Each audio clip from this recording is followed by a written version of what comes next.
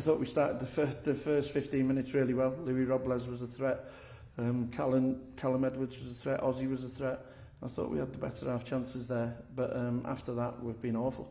Defensively woeful, which were normally really good. And they deserved it. Take the chances. Can't defend like we've done tonight. Awful. Oedden ni'n teimlo hanner gynta, sa'n ni wedi gallu chwarae mwy.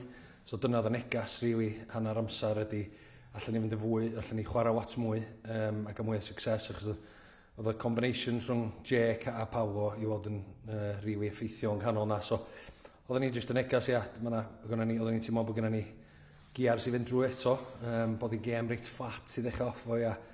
Unwaith oedd ni ddechrau'n pwsio'n gêm, ac felly oedd y second half na'n unbelievable chwarae teg, felly credit i'r gêm. Well, I've touched it, I've put it towards the goal.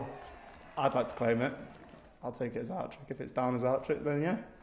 5 goals, 5-star performance, what a game. Yeah, lads put in a great shift, to be fair. From first half was tough, but we thought if we can get another goal there in the second half, we'll get a few after that, and it's worked out, to be fair. And Sam Downey's deserved his 2 goals as well throughout the season. He's worked hard, and he's deserved them.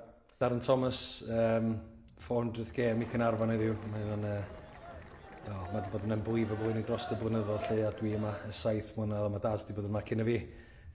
So, yeah, Captain Marvel i fi, lle. Ond, just unbelievable o servant i'r clwb, a mynd lawr oedd a legend, swn i ddweud. Our fullbacks tonight have been shocking. There's a lot of lads in that dressing room who have had a wake-up call, and they need it. You know, a lot of them think they can play higher and stuff, but, you know, it'll be interesting to see where a few of them are going to go. But they've got to be a miles better than that.